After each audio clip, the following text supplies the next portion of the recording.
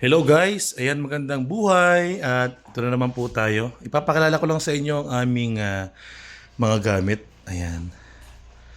Ito yung ating titanium audio bullet. 1,600 watts. Ayan, malakas siya guys. Talagang pwedeng-pwede na sa isang court. Pag mga ano lang naman mga parties na hindi ganun kadamihan ng tao. Yan, dalawa siya. Actually, apat siya. Nandun sa likod pa yung nasa box pa yung dalawa. Yan, yan ang aming active speaker to guys ha. Active speaker. Din ito yung kanyang likod. Meron siyang display for DSP, USB and Bluetooth.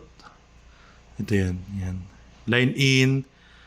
Sa pang line in tayo pwede rin lagyan ng mic. Ayan. Meron din siyang RCA connection. USB. Ayan, yan ang kanyang likod. German Tech Titanium Audio. Bullet 15A.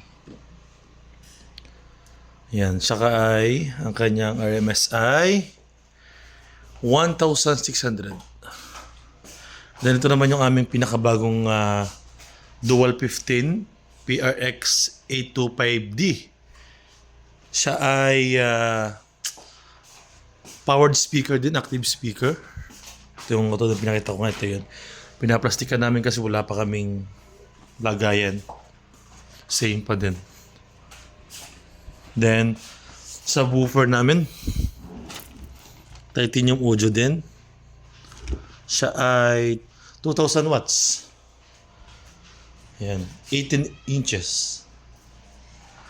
Then, ito yung namin gamit. Meron kaming drum set. Ayan. Ito yung mga wires natin. Ang ating ABR na 5 kilowatts hybrid. Ayan. Soon, ano namin yung iba-vlog ko yung mga gamit namin pag magsi-setup kami. Ang cute niya guys. Oh. Ito yung mga stand namin ha. Meron kaming, yung mga lights hindi ko pa nasasama kasi hiwalay na lang yun ng ipapakita ko sa inyo. Ayan. Look at. Comment lang kayo kung anong gusto nyo i-flex.